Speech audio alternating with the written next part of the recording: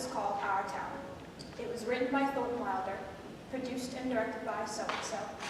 In it, I'm sure you've come to see one actor or another, and plenty of people, whose names I can't recall at the moment, built the chairs and painted the set. And Jeremy's back there on the lights. All things that make up our town. The town is called Grover's Corners, New Hampshire, just across the Massachusetts line. Latitude, 42 degrees, 40 minutes. Longitude, 70 degrees, 37 minutes. The first act shows a day in our town.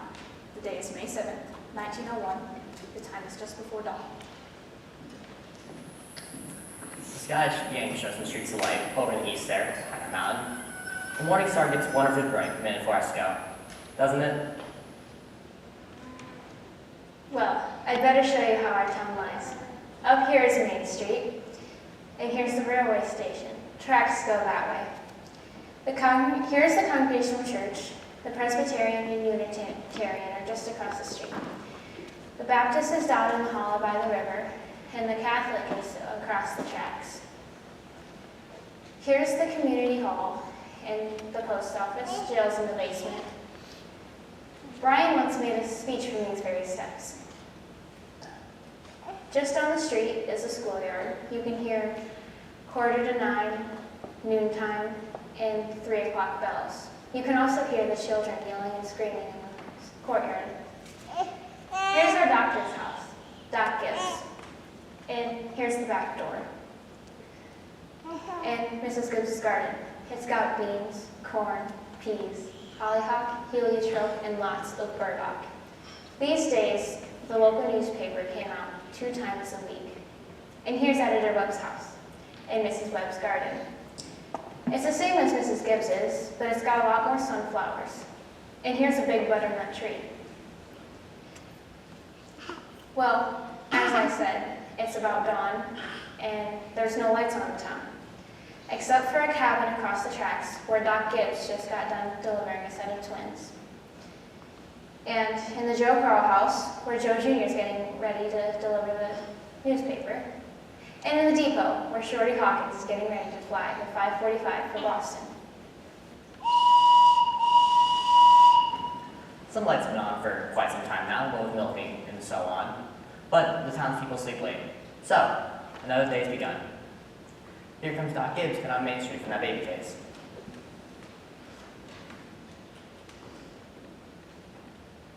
Doc Gibbs died in 1930. His wife died long before him, though. She died of pneumonia when she went to go visit her daughter, Rebecca, who married an insurance man in Canton, Ohio. Her body was brought back here and buried up in the graveyard with the Gibbses and Hershey's. She was Julia Hershey before she married Doc Gibbs. They got married over there in the Congregational Church. In this town, we like to know the facts about everybody.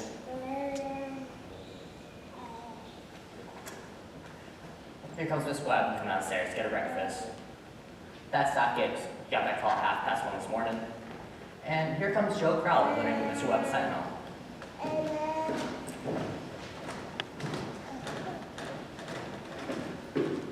Morning, Doc Gibbs.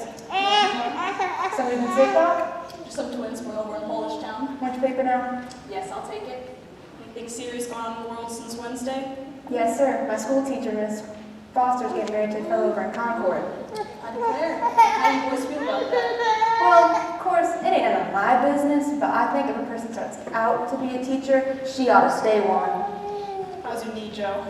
Fine, Doc. Never think about it. Only like you said, it always tells me when it's going to rain. What's it telling you today? Gonna rain? No, sir. You sure? Yes, sir. Me ever make a mistake? No, sir. I want to tell you something about that boy Joe Carl there. An awful bright student Joe was. Graduated high school here, top of his class. He got a full ride scholarship and graduated top of his class there too. Gonna be a great engineer, Joe was, until the war broke out in France. And he died there.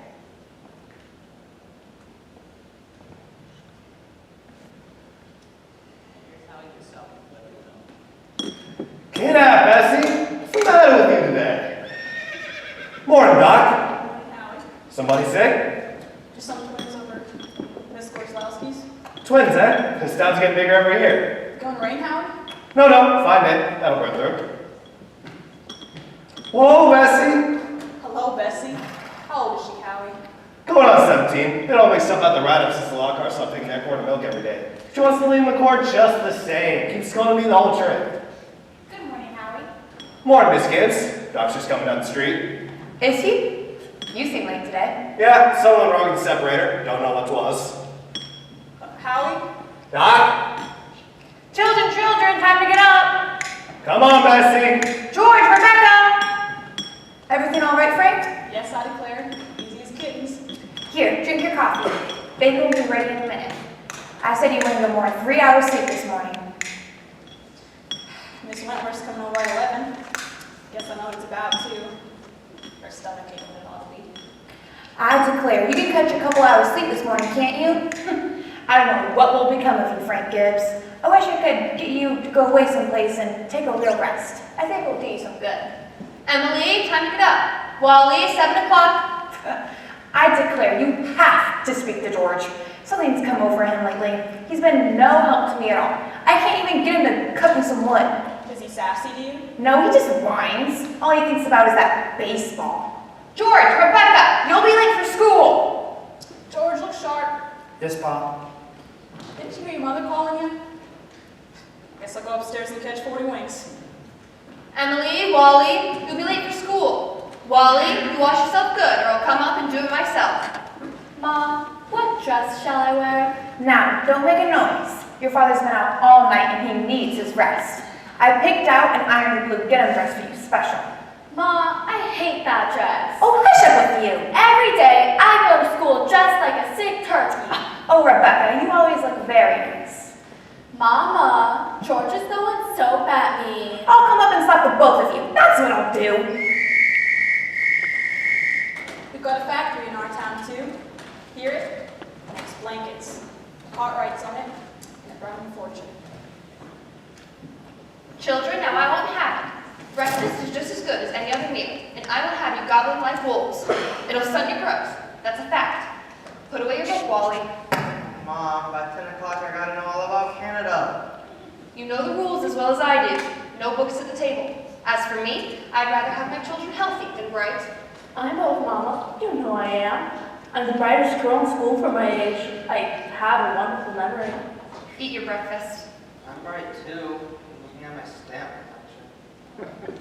I mean, I'll have to talk to your father about it when he's rested, but seems to me 25 cents a week is plenty enough for a boy your age. I declare, I don't know how you spend it all. Oh ma, I got a lot of things to buy. Strawberry phosphates, that's what you spend it on. I don't see how Rebecca can have so much money. She doesn't want $1. I've been saving it up gradual. Well, I think it's a good thing to spend a little bit every now and again, dear. Mama, do you know what I love most in this world? Do you? Money. Eat your breakfast. Mama, this first bell. I gotta hurry. I don't want any more. I gotta hurry. Walk fast, but you don't have to run. Pull up your pants at the knee, Wally. Stand up straight, Emily. Make sure to tell Miss Foster I send her my best congratulations. Can you remember that? Yes, Mom. Now, Rebecca, you look very nice. Pick up your feet. Goodbye.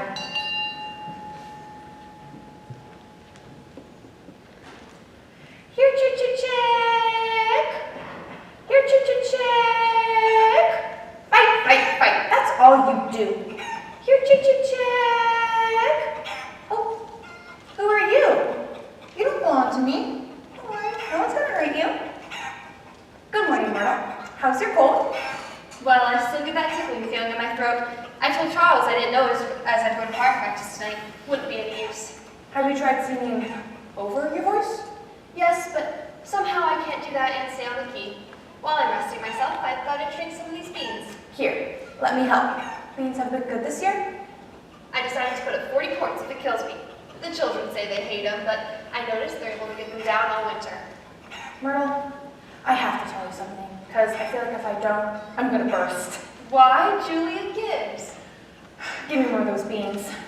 And one of those secondhand furniture man from Boston come to see you last Friday? No?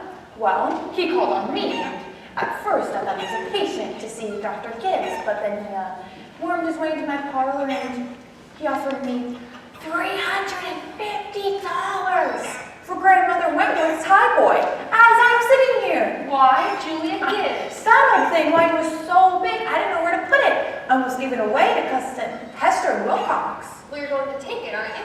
Well, I don't know. You don't know? $350. What's come on for you? Well, if I could get the doctor to take the money and go someplace on a real trip, I'd sell it like that. But, oh, I don't know. It's crazy, I suppose, but it's been the dream of my life to see Paris, France. Oh, I don't know. For years, I've been promising myself that if we ever got the chance. How does the doctor feel about it? Well, I did beat around the bush a little bit. I said, if I ever got a legacy, that's how I put it. I'd make him take me somewhere. And what did he say? You know him. I haven't heard a serious word out of him since I met him. No, he said I might make him discontented with Grover's Corners to go traipsing around Europe. Better leave enough alone, he said. Every 2 years, he takes a trip to the battlefields of the Civil War. And that's enough treat for anybody, he says. Well, Mr. Webb just admires the way that Dr. Gibbs knows everything about the Civil War. Mr. Webb's a good mind to give up Napoleon and move over to the Civil War. Only Dr. Gibbs, being one of the greatest experts in the country, just makes him despair. It's a fact! Dr. Gibbs is never so happy as in Antietam or Gettysburg. Myrtle, the amount of times I've walked up those hills, traipsing it all about, stopping at every bush, like we were gonna buy it. Well, if that secondhand man's really serious about buying it, Julia, you sell it. And then you get to see Paris all right. Just keep dropping hints from time to time. That's how I got to see the Atlantic Ocean, you know.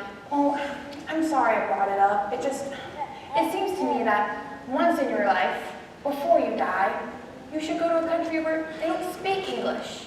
And they don't even want to. Thank you, ladies. Thank you very much. Now, we're going to skip a few hours, but we want to know a little more about town. Kind of a scientific account, you might say. So I've asked Professor Willard of our city university to sketch in a few details. Is Professor Willard here? Ah, Professor Willard. May I introduce Professor Willard of our city university. Just if you know, Professor, our time is limited. Grover's Corners. Let me see.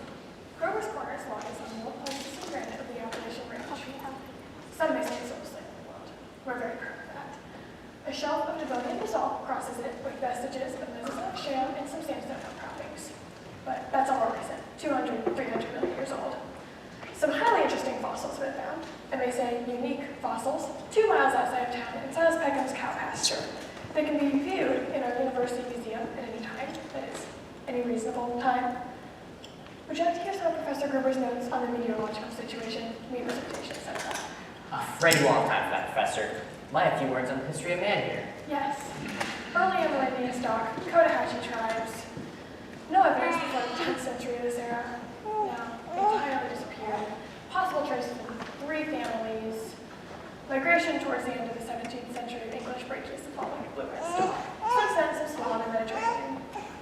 And the population, Professor. Within town limits, 2,640. Just a moment, Professor. Yes, indeed.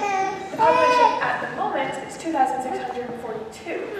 Postal District brings in 507 more, bringing the population up to 3,149. Mortality and birth rates constant by McPherson's gauge, 6.032. Thank you, Professor. Thank you very much. We're all very much obliged to you, I'm sure. Not at all, sir, not at all. This way, Professor, and thank you again. Now time for the political and social report. Mr. Webb? Oh, Mr. Webb. He'll be here in a minute. He just cut his hand when he was eating an apple. Thank you, Mrs. Webb. Charles, everybody's waiting. Mr. Webb is publisher and editor of the Grover's Corner Sentinel. That's our local newspaper, you know.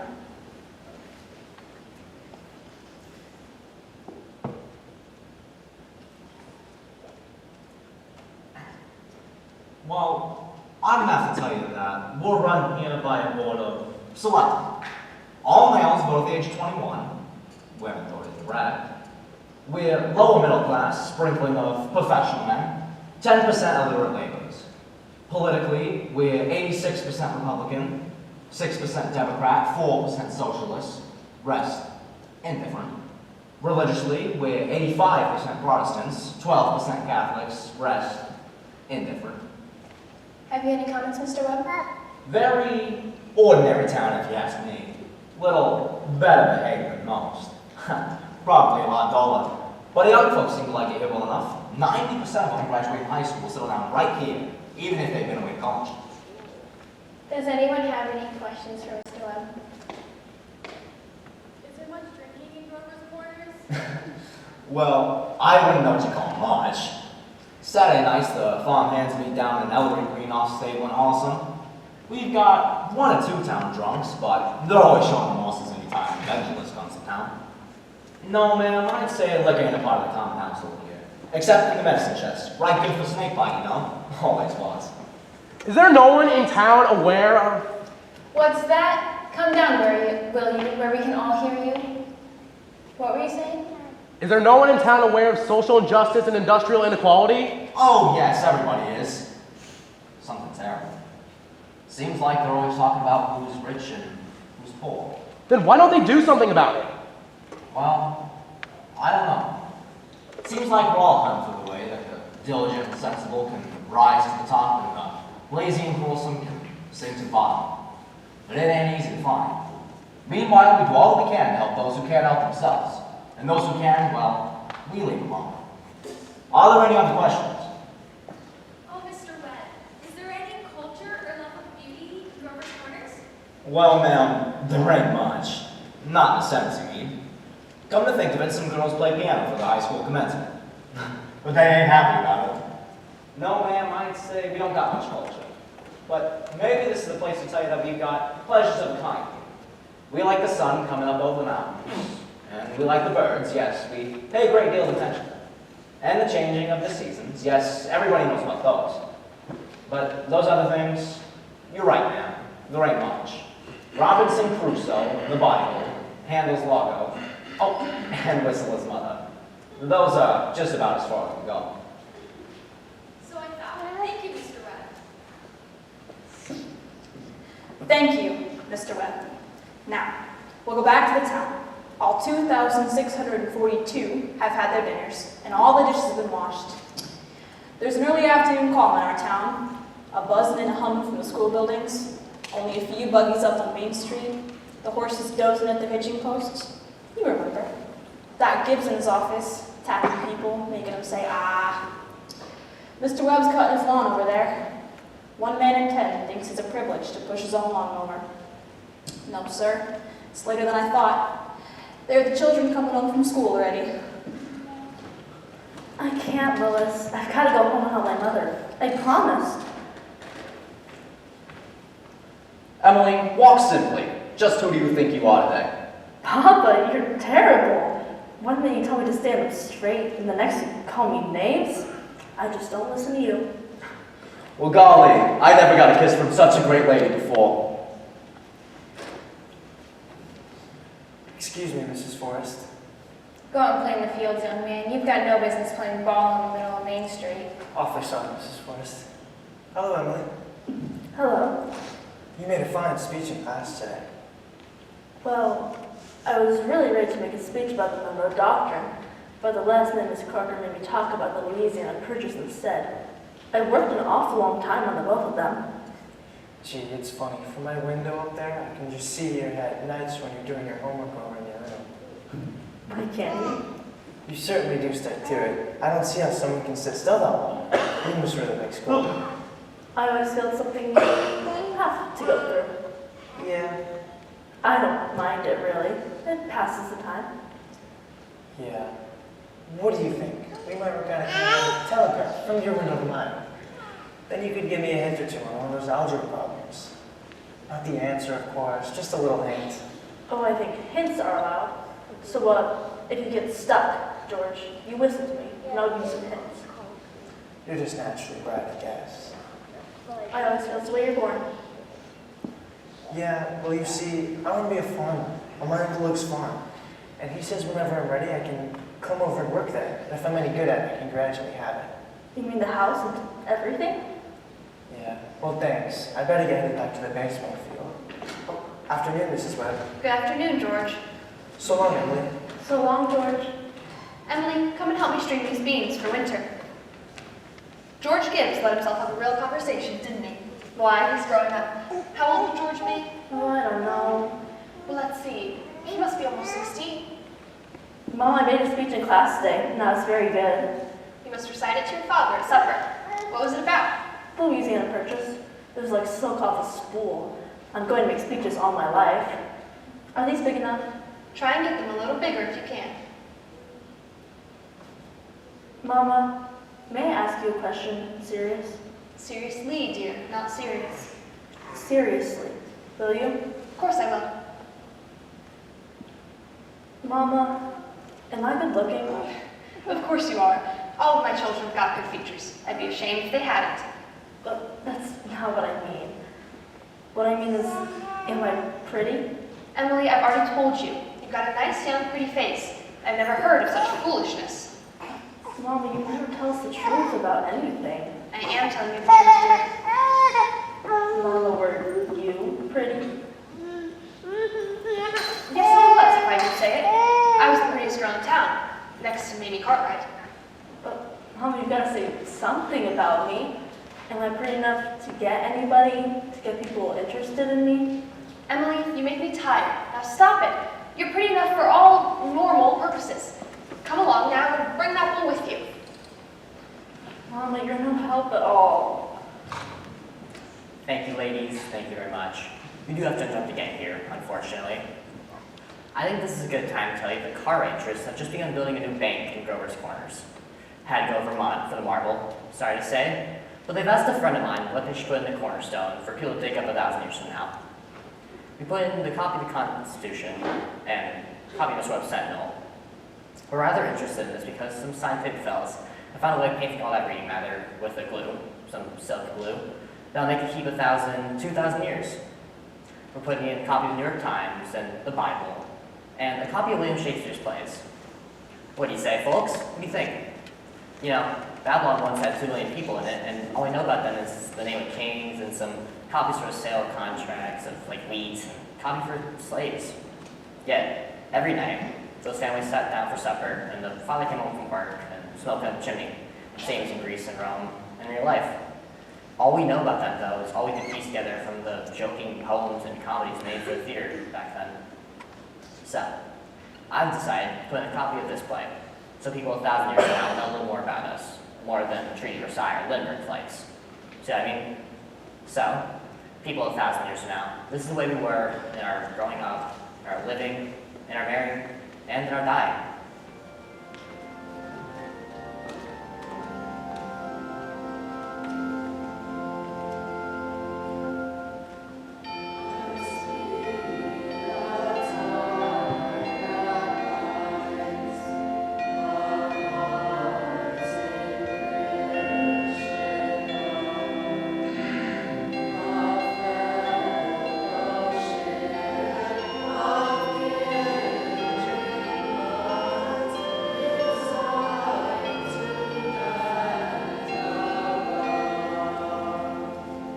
Well, a good deal of time has gone by, and you can hear the choir going on in the Congregational Church. The children are at home doing their schoolwork, and the day's running down like a tired clock. Now, look here, everybody. Music come into the world to give pleasure. Softer. Softer. Get it out of your heads that music's only good when it's loud. You leave loudness to the Methodists. You couldn't beat them even if you wanted to. Now, again, tenors.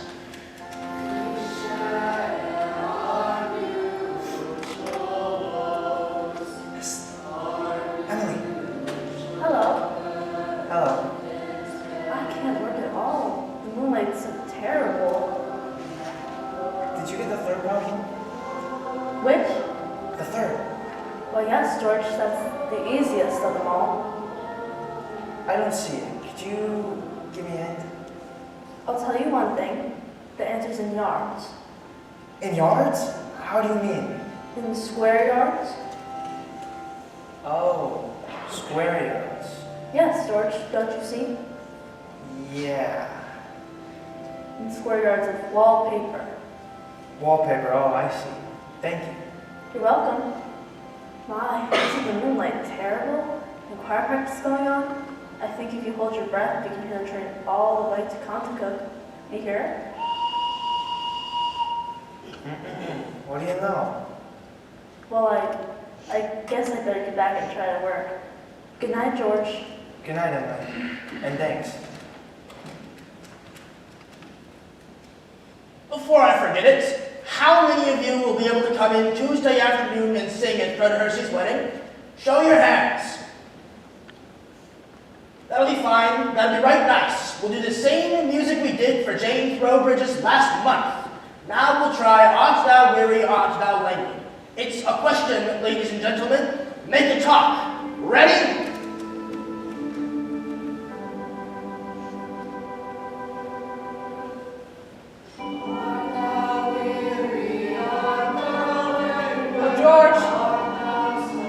George, can you come down a minute? Yes, Pa. Make yourself comfortable, George. I'm gonna keep you for a minute. George, how old are you? I'm 16, almost 17. Why? What do you plan to do after school's over? Why, I want to be a farmer. I'm in Gluck's farm. Oh, and you'll be willing, will you? To get up early every morning, to milk and feed the stock, to hoe and hay all day? Of course. What do you mean? Well, I was in my office today and I heard a funny sound. What do you think it was? It was your mother, chopping wood. Now here you see your mother getting up early every morning, cooking meals all day long, washing and ironing, and still she has to go out in the backyard and chop wood? I suppose she just got tired of asking. She just gave up and figured it'd be easier to do it on her own. And you eat her meals, and you put on the clothes she keeps nice for you, and you run off and play baseball like she's some hired girl we keep around the house. But that we don't like very much. Well, and all I had to do was call your attention to it. Here's a handkerchief, son.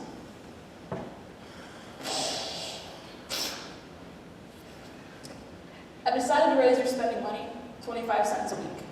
Not, of course, for chopping wood for your mother, because that's a gift you give her, but because you're getting older, and I imagine there are plenty of things you'll find to spend it on. Thanks, Pa. Let's see. Your next payday's tomorrow. You can count on it. Sure, Rebecca will feel she ought to have some more too. Wonder what's keeping your mother? Our practice never did run as late as this before. It's only 8:30, Pa. I don't know why she's in an old choir anyway. She's got no more voice than an old crow. Traipsing around the street this hour. It's getting late. I think it's about time you retire, don't you? Yes, Pa. Good night, Ryan. Good night, Miss Foster. I'll tell Mr. Webb. I know he'll want to put it in the paper. My, it's late. Good night, Irma. Mighty fine choir practice, wasn't it, Myrtle? My, look at that moon. Potato weather, for sure. Naturally, I didn't want to say a word about it with the others, but now that we're alone, it really is the worst scandal that ever was in this town. What? Simon Stimson. Now, Luella. But Julia, to have the organist of a church drank and drunk year after year, you know he was drunk tonight. Now, Luella, we all know about Simon Stimson, and we all know about the troubles he's been through, and Dr. Ferguson knows as well, and if he chooses to keep him on the job, well, the least the rest of us can do is just not to notice. Not to notice, but it's getting worse. No, it isn't, Luella. It's getting better. I've been in that choir twice as long as you have, and it doesn't happen anywhere near so often. My, I hate to go to bed on a night like this. Well, I better hurry. Those children will be sitting up until all hours. Good night, Luella. Can you get home safe, Luella? It's as bright as day out. I can see Mr. Soames scowling at the window now. He could have been dancing with that folk carry on. Well, we had a real good time. You're late enough. Why, Frank, it ain't any later than usual. And you stopping at the corner to gossip with a lot of hens? Now, Frank, don't get grouchy. Go outside and smell the heliotrope in the moonlight. Isn't that nice? What'd you do all the time I was away? Oh, I read, as usual. What were the girls gossiping about tonight? Oh, and believe me, Frank, there was definitely something to gossip about. Simon Stimpson far gone, was he? Worst thing ever seen it. How they'll end, I'll never know. Dr. Ferguson can't forgive him forever. I guess I know more about Simon Stimpson's affairs than anybody in this town. Some people just ain't cut out for small town life. Yeah, I don't know how that'll end, but there's nothing we can do but leave it alone. Come on, let's get in. No, not yet. Frank, I'm worried about you. What are you worried about? Frank, I see it as my duty to make sure you get a real rest and change. And if I get this legacy, I'm going to insist on it. Julia, there's no use in going over this again. Frank, you're just unreasonable. Come on, it's getting late. You'll catch a cold. I gave George a piece of my mind tonight. I reckon you'll have your wood cut for a while.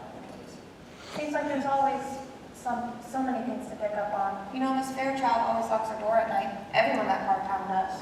They're getting citified. It's the problem with those people. They ain't got nothing fit to burgle and everybody knows it.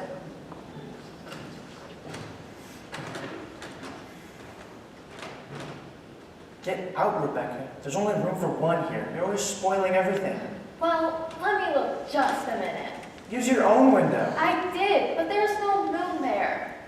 George, do you know what I think? Do you? I think maybe the moon's getting nearer and nearer, and one day there will be a big explosion.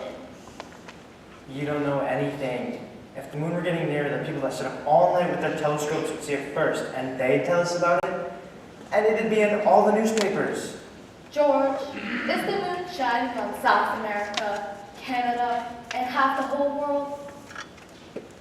I don't know, probably is. 9:30.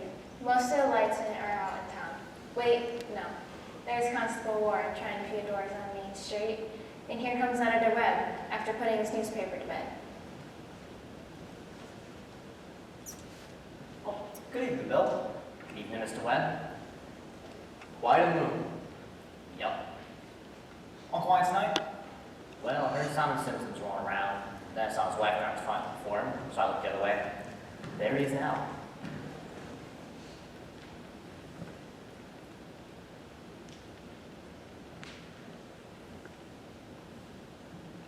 Good evening, Simon. Most of the town settled down for the night. Yes, Simon. Most of the town settled down for the night. I think we ought to do the same. Could I walk the ways with you? Well, good night. I don't know how it's going to end for you, Mr. Webb. Well, he's seen a peck of trouble. One thing or another. Oh, Bill, if you see my boy smoking any cigarettes, will you give him a word? He thinks very highly of you. Oh, well, I don't think he smokes any cigarettes, Mr. Webb, at least not 2 or 3 a year. Well, I hope not. Well, good night, Bill. Good night, Mr. Webb. Who's that up there? Is that you, Merle? No, it's just me, Papa. And just why aren't you in bed? I don't know, I just can't sleep yet. Moonlight's so wonderful. The smell just gives heliotrope. Can you smell it? Yes. Having any troubles with mine? Have you, Emily? Troubles? Papa, no. Well, enjoy yourself, but don't let your mother catch you. Good night, Emily. Good night, Papa. I never told you about that letter Jane Copa got from her minister when she was sick. He wrote her a letter, and on the envelope, the address was like this. It said, Jane Copa, the Copa Farm, Grover's Corners, Sutton County, New Hampshire, United States of America. What's so funny about that? But listen, it's not finished. United States of America, continent of North America, Western Hemisphere, the Earth, the solar system, the universe, the mind of God. That's what it said on the envelope. What do you know? And the postman delivered it just the same. What do you know? That's the end of the first act, friends. You may now go enjoy a 10-minute intermission.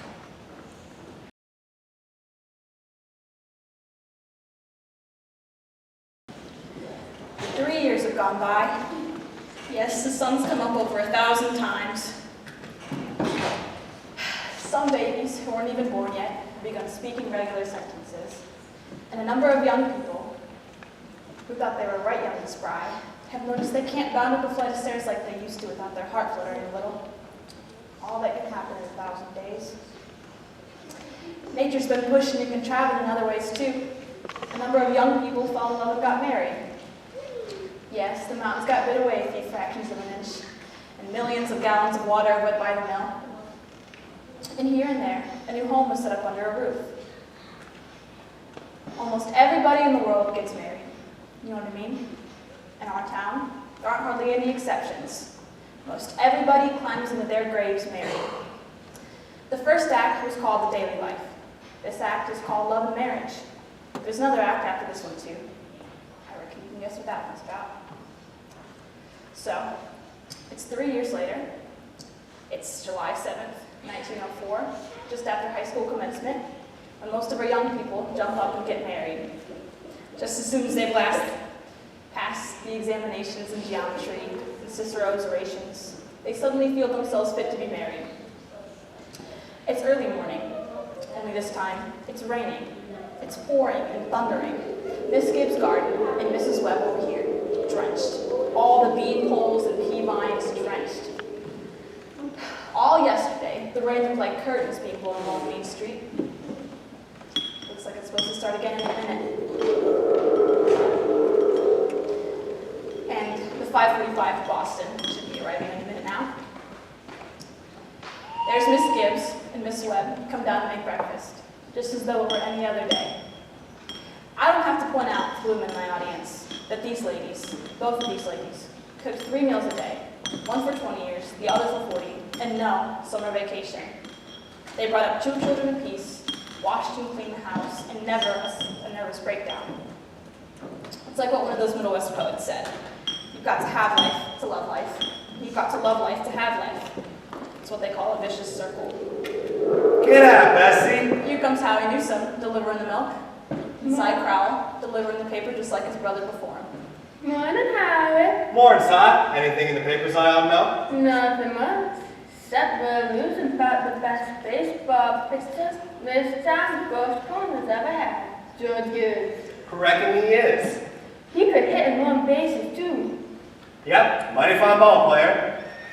Whoa, Bessie. I guess I can stop and talk if I've got the mind to. I just can't believe they're looking for a thing like that just to get married. Would you, Howard? Can't tell, Si. Never had no talent that way. Why, you're up early, Bill. Well, been see if I can prevent a flood. River's been rising all night. Si Crowley here's all worked up about George Gibbs retiring from baseball. Oh, well, that's the way it goes. See, back in '84, we had a player, George Gibbs, couldn't even touch him. Name of Hank died. Then he moved down to Maine, Camp Parson. Well, I'm a football player. Say, Howie, how's the weather looking to you? Oh, tain't bad. The rain's so hard I think it may just line up. Good morning, Howie. Morning, Miss Gibbs. Do you think it'll rain again today? Oh, it might just line up. Hopefully, certainly hope it will. How much did you want today, Miss Gibbs? Well, I'm going to have a house full of relations, Howie. So I'm thinking 3 of cream and 2 of milk. My wife says to tell you that we hope they'll be very happy, Miss Gibbs. No, they will. Thank you so much, Howie. And make sure to tell your wife I hope she could be there anyway. Oh, she'll be there. She'll be there. She can. Morning, Miss Webb. Good morning, Mr. Newsom. I told you 4 quarts of milk, but I hope you can spare me another. Yes'm, and 2 of cream. Is it going to start raining again, Mr. Newsom? Oh, I was just talking to Miss Gibbs how it may line up. Mrs. Newsom tells me to tell you that we hope they'll be very happy this way. Just know. Thank you, and thank Mrs. Newsom. And we're counting on seeing you 2 at the wedding. Oh, we'll be there. Couldn't miss that. Come on, Bessie. Well, Ma, the day's come. Losing one of your chicks. Don't start, Frank. I already feel like crying every minute. Here, drink your coffee. The groom's upstairs shaving. And there ain't an awful lot to shave. Whistling and singing like he's happy to leave us. Every now and then he says, I do in the mirror, but it don't sound too convincing to me. I declare, Frank, I don't know how we'll carry on. For years I've arranged his clothes and seen fit that he has something warm to put on. Frank, they're too young. Emily won't think of such things. He'll catch his death of cold within a week. I was remembering my wedding day, Julia. Oh, Frank, don't start. I was the scaredest young fellow in the state of New Hampshire. I thought I'd make a mistake for sure. And then I saw you coming down the aisle, and I thought you were the prettiest girl I'd ever seen. Only problem was, I'd never seen you before. There I was, in a congregational church, marrying a total stranger. And how do you think I felt? Frank, weddings are perfectly awful things. Farces is what they are. Here, I made you something. Why, Julia Hersey, French toast. It ain't hard to make, and I had to do something. How did you sleep last night, Julia? Well, I definitely felt the hour struck off. Yes. I get a shock every time I think of George set out to be a family man. That creating one thing. I'll tell you, Julia, there's nothing so terrifying in this world as a son. The relationship between a father and a son is the most darndest, awkwardest. Well, mother and daughter ain't no picnic either, let me tell you. They'll have their troubles, I'm sure. But it's none of our business. Everybody has a right to their own troubles. Yes, yes, people are meant to go through life two by two. Take natural lonesome. You know, one of the things I was most afraid of when we got married, Julia? Oh, go on with you. I was worried that we'd run out of conversation, what lasted a few weeks. Thought we'd eat our meals in silence. Well, we've been conversing for over 20 years now with no noticeable barren spells. Well, good weather, bad weather. Take lunch, but always find something to say. Did you hear Rebecca stirring upstairs? It's the only day of the year Rebecca isn't managing everybody's business. She's hiding in her room. I get the impression she's crying. Oh, Lord's sake, this has to come to a stop. Rebecca, come downstairs and get your breakfast. Good morning, everybody. Only 5 more hours to live. George Gibbs, where do you think you're going? I'm just stepping across the grass to see my girl. No, it's right towards out there. Put your overshoes on. When you leave my house, you leave prepared. Oh my, it's just a step. George, you'll catch your death of cold and be coughing all throughout the service. George, just do as your mother tells you. George, from tomorrow on you can get yourself sick in all kinds of weather. But when you live under my house, you'll live wisely. Thank you. Maybe Mrs. Webb wasn't used to callers at 7 a.m. in the morning. Here, take a cup of coffee before you leave. Be back in a minute.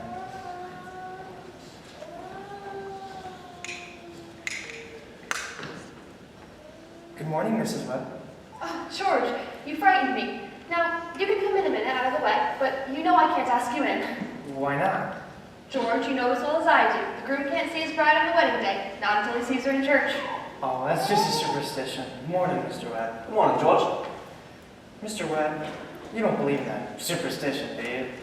Well, there's a lot of common sense in some superstitions, George. Millions have followed it, George, and you don't want to be the first to fly in the face of custom. How's Emily? She has to make up debt. Haven't heard a sound out of her. Emily's asleep? Well, no wonder. We're up till all hours sewing and packing. Now, I'll tell you what I'll do. You sit down here a minute with Mr. Webb and drink that cup of coffee. And I'll go upstairs and see that she doesn't come down and surprise you. There's some bacon too, but don't be long about it.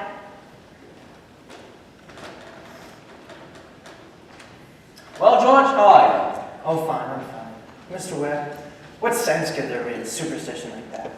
Well, George, on a wedding day, girls' heads have to be filled with clothes or something or another. Don't you think that's probably it? Yeah, I never thought of that. Girls have to be a mite nervous on her wedding day, George. I wish a fella could get married without all this marching up and down.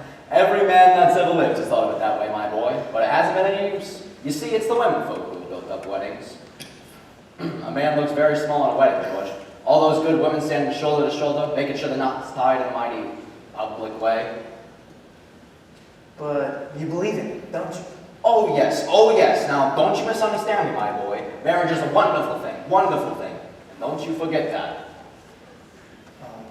Mr. Webb, how old were you when you got married? Well, you see, I had been away to college, had some time to settle, but Myrtle, she wasn't much older than what Emily is. Old age ain't got nothing much to do with it, George, not compared to other things. What were you going to say? Oh, I don't know. Was I going to say anything? You know, George, I have been thinking of some advice that my father had given me the day that I got married. Charles, he said, Charles, you start right out giving her an order. Even if it don't make any sense, you give her an order just so that she'll learn to obey, he said. He said, if anything about your wife irritates you, her conversation or anything, you march right out of the house. That'll show her. He said, and oh yes, never let your wife know how much money you have. Never. Mr. Webb, I don't think I could. So I took the opposite of my father's advice, and I've been living happy ever since. Now let that be a lesson to you, George, never to take advice on personal matters. George, are you going to raise chickens on your farm? What? Are you going to raise chickens on your farm? Well, Uncle Luke's never liked the idea that much, but I A thought... book came into my office the other day about the philo system of chicken farming. I'm thinking about putting up a small one in the back. I even got an incubator for the cellar. Charles, are you talking about that old incubator again? I thought you two would be talking about things worthwhile. Well, Myrtle, if you want to give the boy some good advice, I'll go upstairs and leave you two be. George, Emily's got to come downstairs and eat her breakfast. She sends you her love, but she doesn't want to lay eyes on me. Goodbye. Goodbye, Mr. and Mrs. Webb. Well, Myrtle, I guess you don't know about that old superstition. What do you mean, Charles? Since the caveman, no bridegroom should see his father-in-law on the wedding day, or near it. Now remember that. Thank you very much, Mr. and Mrs. Webb. Now, I have to interrupt here again. You see, we want to know how all this began, the plan to spend a lifetime together. Here in a minute, George and Emily are going to show us the conversation that they had when they first knew that, well, as the saying goes, they were meant for each other. But before they do, I would like you to keep in mind what it felt like when you first knew that you were in love. Would you do that for me, please? Now, George was elected president of his class, but it's July, which means he'll be class president of the senior class, and Emily was elected secretary and treasurer. I don't have to tell you how important that is. Well, here they come down Main Street now. I can't, Louise. I've gotta go home. Oh, Ernestine, can you come over tonight and do Latin? Isn't that sister just the worst thing? Tell them that you have to. Goodbye. Goodbye, Helen. Goodbye, Fred. Can I carry your books up for you? Oh, thank you. It's not far.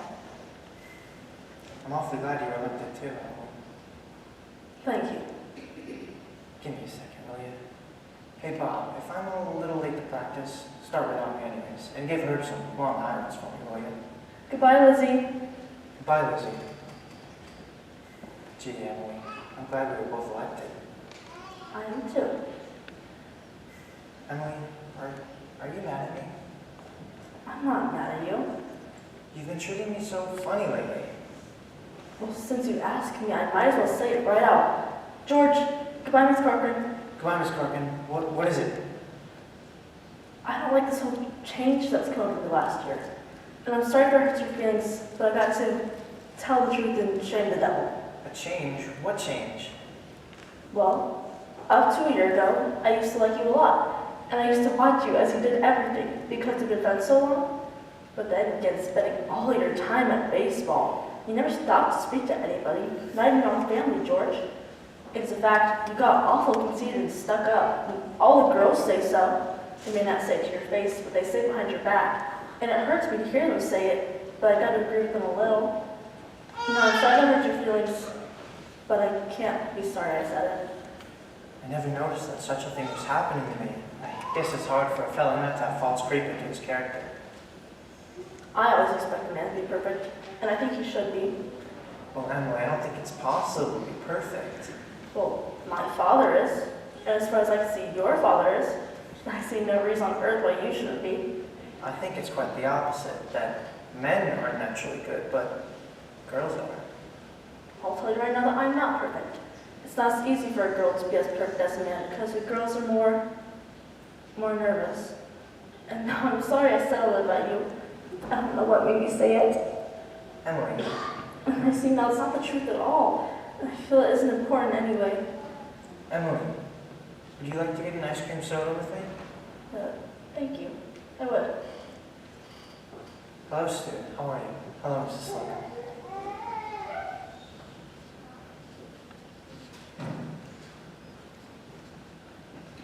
Hello,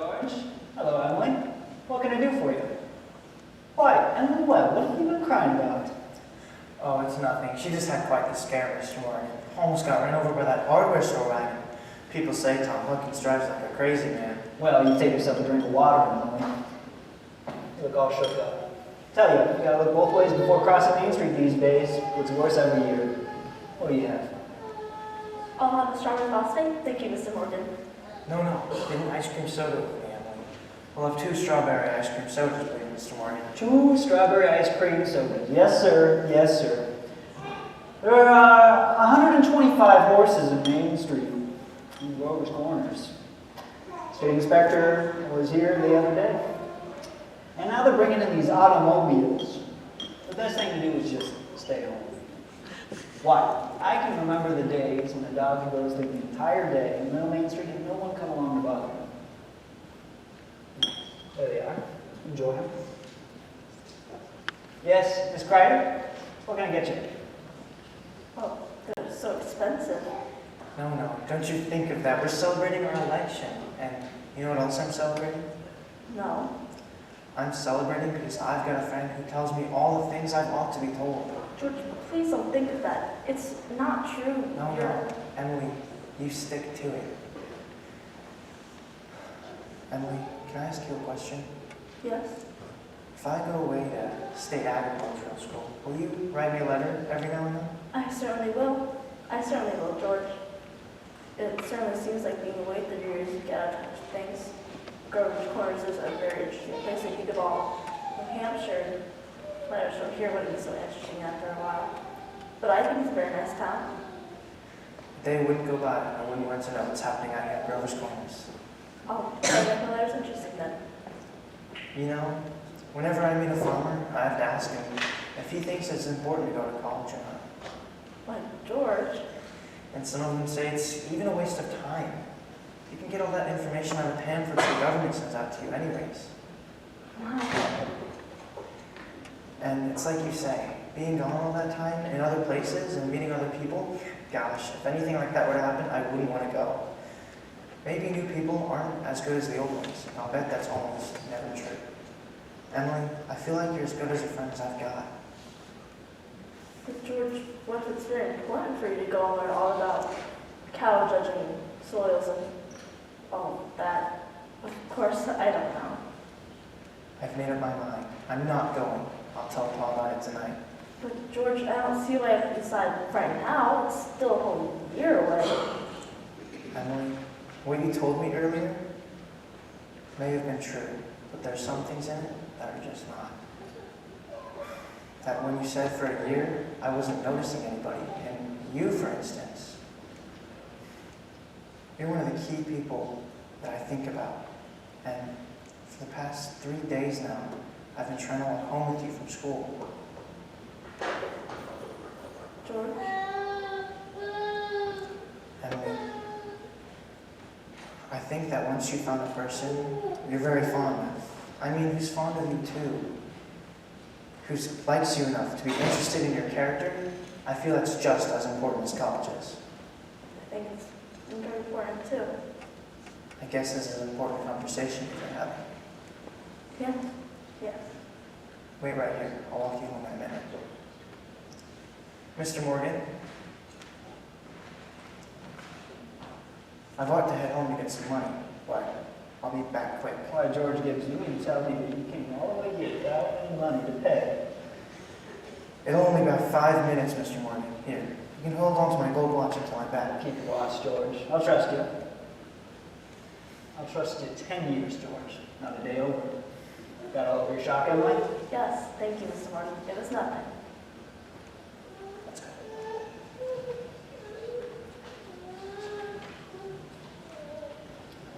Well, now we're ending off the wedding. There are a lot of things to be said about wedding. There are a lot of thoughts that go on during wedding, and can't fit them all into a wedding, naturally, especially not one at Grover's Corners where they're awfully plain and short. See, for this wedding, I played a minister. That gives me the right to say a few more words about it. For a while now, the play gets pretty serious. You see, some churches say that marriage is a sacrament. I don't quite know what that means yet, but I can guess. It's like what Miss Gibbs said a few minutes ago. Most people are made up to live 2 by 2. This is a good wedding, but even at a good wedding, people are so put together that deep down in their minds, there's so much hate. And we know that ought to be in our play too. But the real hero of this scene is not St. Shaw. It's like one of those European fellas said, every child born is nature's attempt to make a perfect human being. Well, we've seen her pushing, striving for quite some time now. And we all know she's interested in quantity, but I think she's interested in quality too. And that's why I'm in the industry. Let's not forget all the ancestors either. Millions of them. Most of them managed to live 2 by 2 as well. Millions of them. Well, that's not my sermon. It wasn't very long anyway.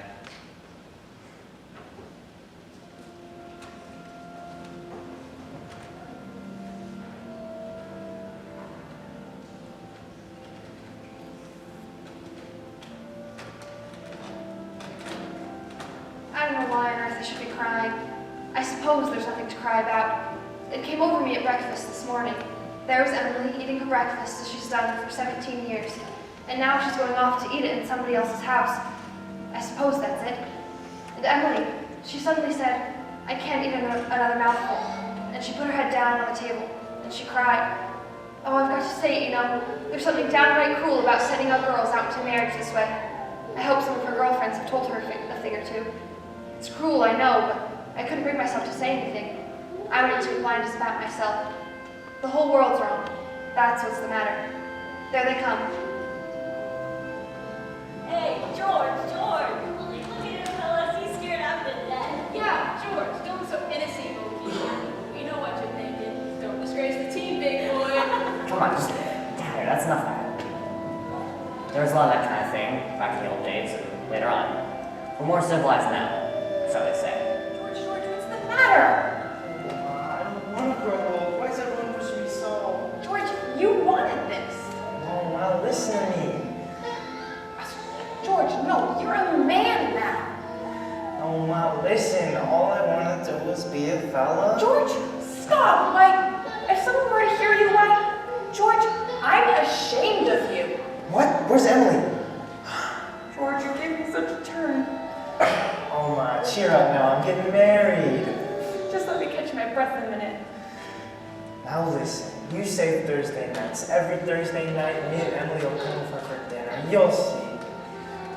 Now, let's get ready for this. Poor wife.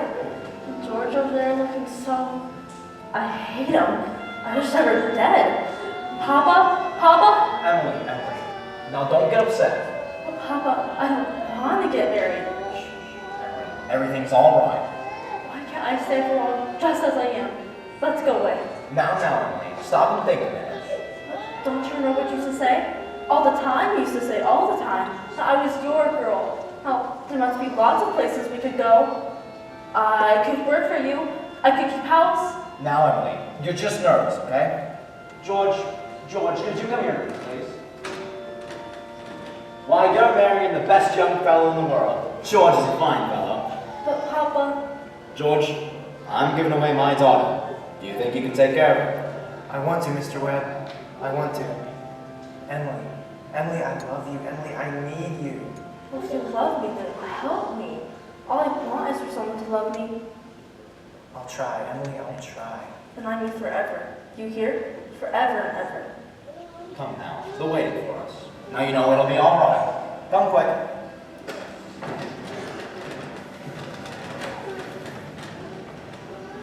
Do you, George, take Emily to be your wedded wife and to have... Perfectly good wedding. Loveliest wedding I ever saw. Oh, I do love a good wedding. Don't you? I Don't do. you make a lovely bride? Do you, Emily, take George to be your wedded husband?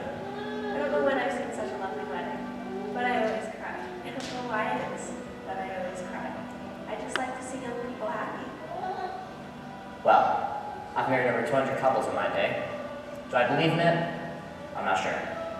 And marries them, millions of them, the go-kart, the cottage, the Sunday drives in the Ford, the rheumatism, the grandchildren, the second rheumatism, the deathbed, the reading of the will. Once in 1,000 times, it's interesting. Well, let's have Middleton's wedding march.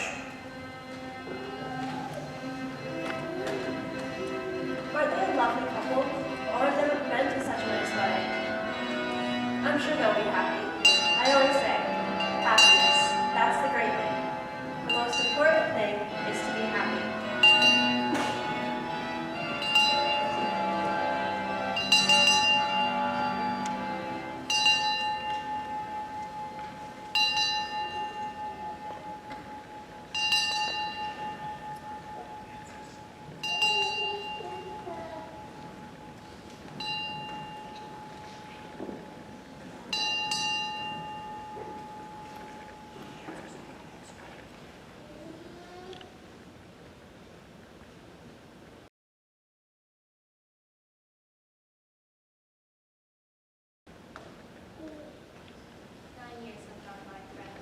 Summer 1913.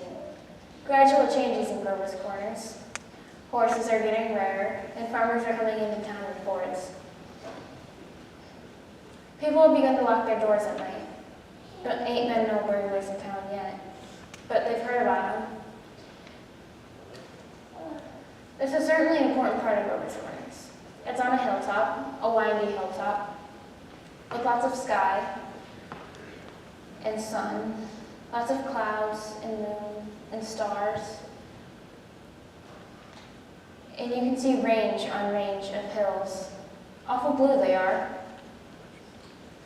And you can see our favorite mountain, Mount Washington. And way down, if you've got a glass, you can see the surrounding cities. There's Jaffrey and East Jaffrey and Peterborough and Dublin.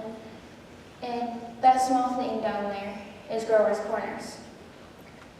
And right here is our cemetery.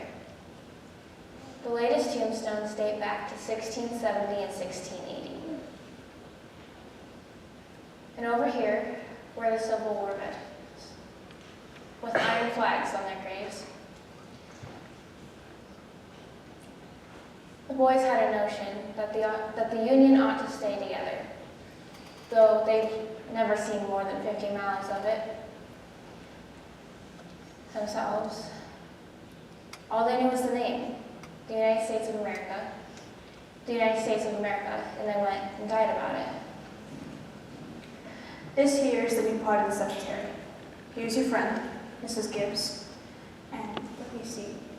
Mr. Stimson, organist at the Congregational Church, and Mrs. Soames, who enjoyed the wedding so. You remember. Oh, and a lot of others.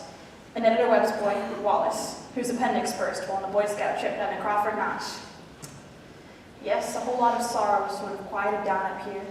People just wild with grief had brought their relatives up to this hill. You know how it is. Time and sunny days and rainy days and snow. We're happy they're in a beautiful place, and we're coming up here when our fit's over. There are some things that we all know, but we don't take them out and look at them very often. We all know that something is eternal. And it ain't houses, and it ain't names, and it ain't the earth, and it ain't even the stars. We all know deep down in our bones that something is eternal. And that something has to do with human beings. All the greatest people ever lived have been telling us that for 5,000 years. And yet you'd be surprised how some people are always losing hold of it. There's something way down deep that's eternal about every human being. You know as well as I do that the dead don't stay interested in us living people for very long. Gradually they lose hold of the earth and the ambitions they had and the pleasures they had and the things they suffered and the people they loved. They get weaned away from earth. That's the way I put it. Weaned away. And they stay here while the earth part of them slowly burns away, burns out. And after all that time, they become indifferent to what's going on in Grover's Corners. They're waiting. They're waiting for something they feel is coming, something important and great. Aren't they waiting for the eternal part and then to come out clear?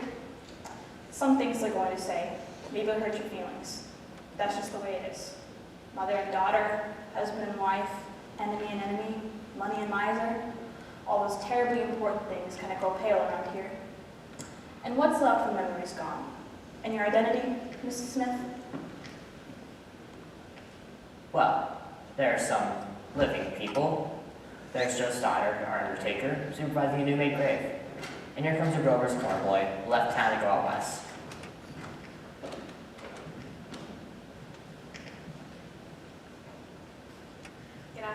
Joseph's daughter. Good afternoon, good afternoon. Let me see now. Do I know you? I'm Sam Craig. Gracious sakes alive, of all people! I should have known you'd be back for the funeral. Been away a long time, Sam. Yes. It's been away over 12 years. I'm in business out of Bluffton now, Joe, but I was in the East when I heard news of my cousin's death. I thought I'd come out and things and visit the old home. You look well. Yes, yes, can't complain. Very sad our journey today, Samuel. Yes. Yes, yes, I always say I hate to supervise when a young person is taken. They'll be here in a few minutes now. I had to come here early today. My son's supervising. Old Farmer McCarthy. I used to do chores for him after school. He had a lumbago. Yes, we brought Farmer McCarthy here a number of years ago. Why? This is my Aunt Julia. I'd forgotten that she... Of course. Of course. Yes. Doc Gibbs lost his wife about 2-3 years ago, about this time. And today's another pretty bad bill for him, too. Why, that's my sister Carrie's boy, Sam. Sam Craig. I'm always uncomfortable when they're around. Simon Stimson. Do they choose their own verses very much, Joe? No, not usual. Mostly the bereaved pick a verse. And silent my Aunt Julia. Aren't many of those Hersey sisters left. Let's see. I wanted to visit my mothers and fathers. Over there, with the Craigs. F. He was an organist at the church or something. Drank a lot, we used to say. No one was supposed to know. He got kind of trouble. Took his own life. Oh, did he? They tried to hush it up, but of course it got around. He chose his own epitaph. Ain't a verse exactly. Why? It's just some notes of music. What is it? Oh, I wouldn't know. It was wrote up in the Boston papers at the time. Joe, what did she die of? Who? My cousin. Oh, didn't you hear? Had some trouble bringing the baby into the world. Plus her second, though. There's a little boy about 4 years old. And Greg's gonna be over there? Yes, there ain't much more room among the Gibbses, so we're opening up a whole new Gibbs section over by Avenue B. You'll excuse me, I see they're coming now. Is it Julia? It's my daughter-in-law, Emily Webb. I declare, the road up here must have been awfully muddy. What did she die of? In childbirth. In childbirth? Why, I had forgotten all about such things. Why, wasn't life awful and Wonderful, was it? Now, Simon, remember, I remember Evelyn's wedding. Perfectly lovely wedding, wasn't it? And I remember her reading the past moment graduation exercises. Brightest girl to ever graduate high school. I heard Principal Wilkins say so time after time. I called on them at the new farm right before I died. Perfectly beautiful farm. Yeah, very smart farm. Blessed be the tie that binds our hearts in Christian love. The fellowship of kindred minds is like to that of love. Hello, Emily. Hello, Miss Gibbs. Hello, Mother Gibbs. Emily, Hello. it's raining. Yes, yes. They'll be gone soon. Just rest yourself. It seems thousands and thousands of years since Papa, remember that was my favorite hymn? Oh, I wish I'd been here a long time. I don't like being new here. How do you do, Mr. Stimson? How do you do, Emily? Mother Gibbs, George and I made that farm just the best place you ever saw. We thought of you all the time.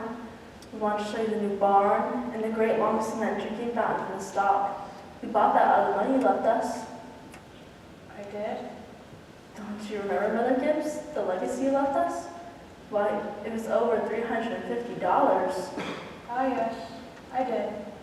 Well, there's a patent device on the drinking fountain, so that it never overflows and never sinks below a certain mark they have there. It's fine. It won't be the same to George without me, but it's a lovely farm. Like, people don't understand, do they? No, not much. They're sort of shut up in little boxes, aren't they? I feel as though I knew them last 1,000 years ago. My boy spent the day at Mrs. Carter's. Oh, Mr. Carter, my boy spent the day at your house. Yes, he loves it there. Mother Gibbs, we have a Ford too. Never gives any trouble. I don't drive though.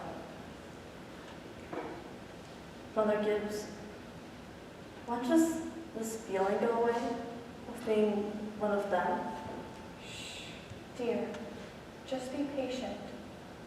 I know. Look, they're finished. They're going. Look, Mother Gibbs is bringing some of my flowers to you. Oh, he looks just like George, doesn't he? Mother Gibbs, I never realized how troubled and how in the dark blind persons are. Look at him. I loved him so. From morning till night, that's all they are. Trouble. A little cooler than it was. Yes, the rain seems to cool it off a little. Those northeasters always do the same thing, don't they? Because rain, 3-day low. But Mother Gibbs, one can go back. One can go back there into living. Why, I feel it, I know it. But just then for a moment, I was thinking about the farm. And for a minute, I was there. And my baby was on my lap as plain as day. Why, of course you can. I can go back there and live all those days over again? Why not? Emily, don't. But it's true, isn't it? I can go back there and live again. Yes, some have tried, but they often come back.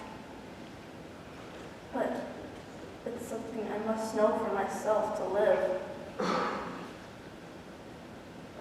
Emily, don't. But I won't live over a sad day. I'll choose a happy one. I'll choose the day I first knew I loved George.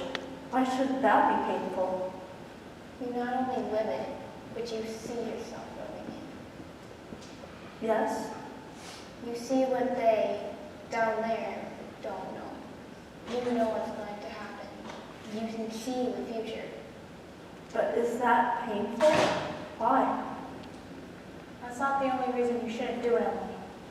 You'll understand when you've been here longer, but our purpose here is to forget that life.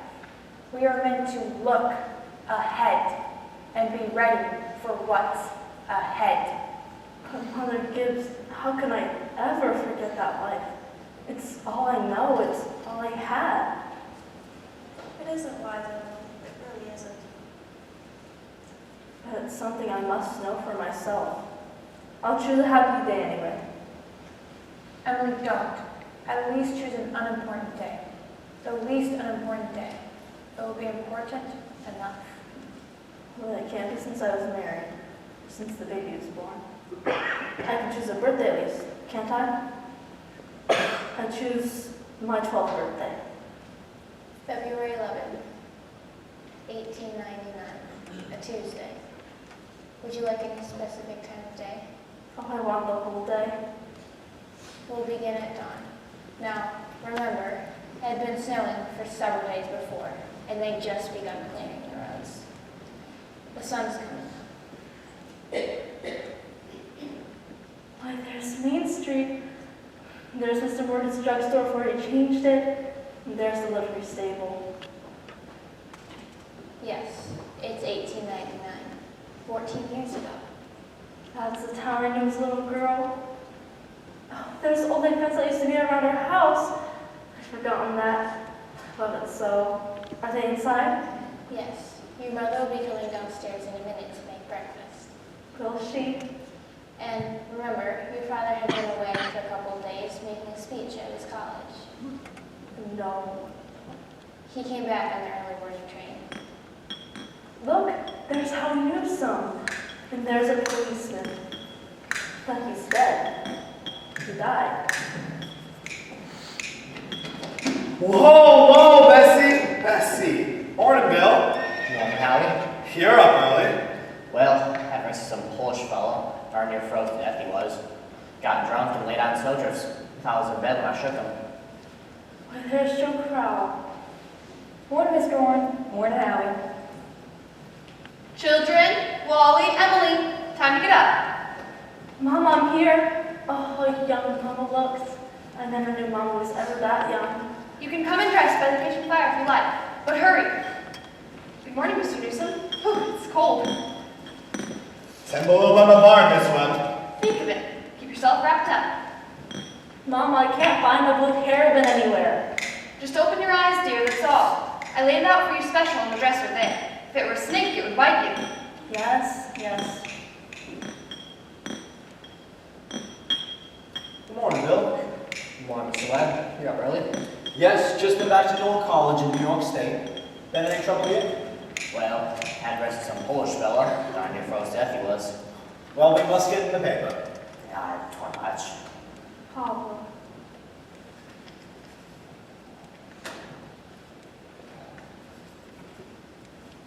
Good morning, Mother. How'd it go, Charles? All fine, I guess. Thought of a few things. Everything been all right here? Yes, can't think of anything that's happened special. Been right cold. Howie Newsom says it's 10 below over to his barn. Yes, well, it's colder than that at Hamilton College. Students' ears are falling off. Ain't Christian. Paper have any mistakes in it? Not that I noticed. Coffee's ready when you want it. Charles, don't forget, it's Emily's birthday. Did you remember to get her something? Oh, yes, I've got something right here. Where's my girl? Where's my birthday girl? Don't interrupt her now, Charles. She's slow enough as it is. You can see her at breakfast. Children, it's 7 o'clock. I don't want to have to call you again. I can't bear it. They're all so young, beautiful. Why'd they ever have to get old? Mom, I'm here. I'm grown up. I love you all, everything. I can't look at everything hard enough. Good morning, Mama. Well now, dear, a very happy birthday to my girl and many happy returns. There's some surprises waiting for you on the kitchen table. Mama, you shouldn't have.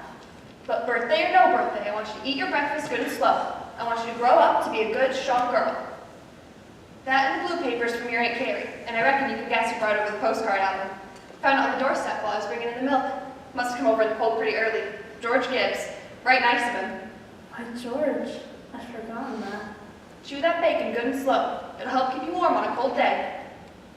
Mama, just look at me one moment as though you really saw me.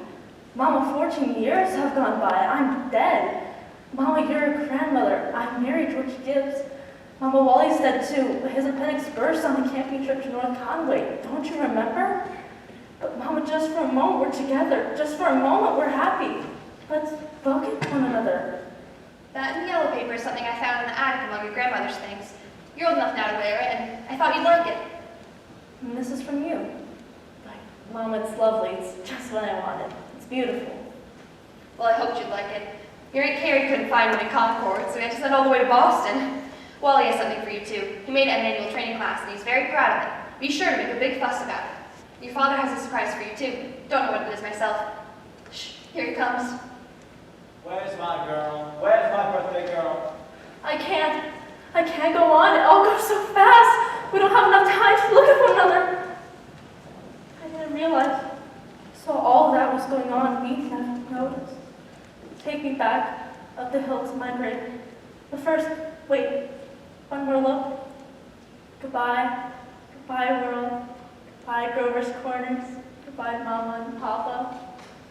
Goodbye, clocks ticking and Mama's sunflowers. And food and coffee and new iron dresses and hot baths. And sleeping and waking up. Oh, Earth, you're too wonderful for anybody to realize you. Do any human beings ever realize life will end? Every minute? No. Saints and poets, maybe. I mean, they do some. I'm ready to go back. Were you happy? No, I should have listened to you. That's all human beings are, just blind people. It's clearing up now. The stars will be out. Mr. Simpson, I should have listened to them. Yes, now you know. Now you know. That's what it was to be alive. To move about in a cloud of ignorance. To go up and down, trampling on the feelings of those about you. To spend and waste time as though you had a million years. To be always at the mercy of one self-centered passion or another. Now you know. That's the happy existence you wanted to go back to. Ignorance and blindness. Now, Simon Stimson, that's not the full truth and you know it. Emily, look at that star. I forget its name. My boy Joel was a sailor. He used to know them all. He would sit on the porch at night and call them all by name. Yes, sir, wonderful. Stars mighty fine company. Here's one of them coming. Goodness sakes. Mother Gibbs, it's George. Dear, just rest yourself. It's George. My boy Joel, who knew the stars, said it used to take millions of years for the old speck of light to get down to Earth. Didn't seem like a body could believe it, but that's what he used to say, millions of years. Goodness, that ain't no way to be. He ought to be lonely. Mother Gibbs, Yes, Emily? they don't understand, do they? No, they don't understand. Most everybody's sleeping in Grover's Corners. Some lights are on. Shorty Hawkins down at Depot's just watching how the train go by. And at the livery stable, someone sat up late and walked in. Yes, it's clearing up. The stars are doing their old crisscross journey across the sky. But this star is straying away. Straying away to make something of itself. The strain is so bad that every 16 hours, everybody lies down and gets a rest. 11 o'clock. You get good rest too. Good night.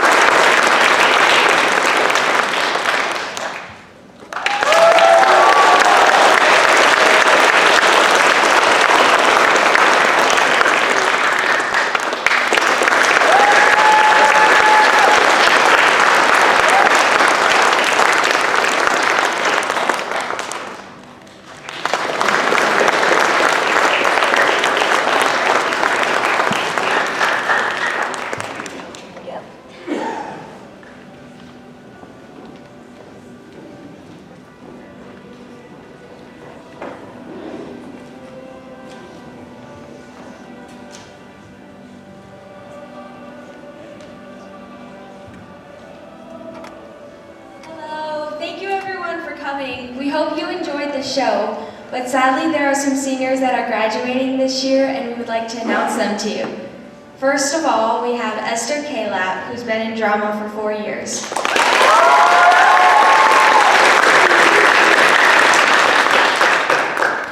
Then we have Michelle Ornelas, who's been in drama for 4 years.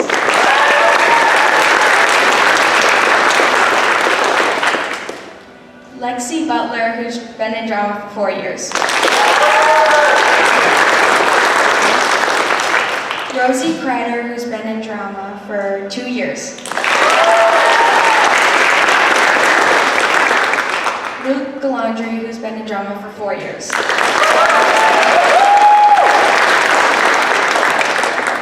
Sienna Feehan, who's been in drama for 1 year.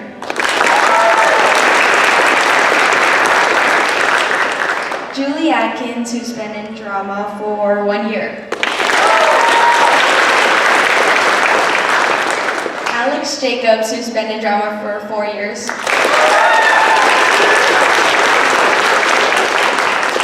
And Jeremy Clay, who's been in drama for 2 years.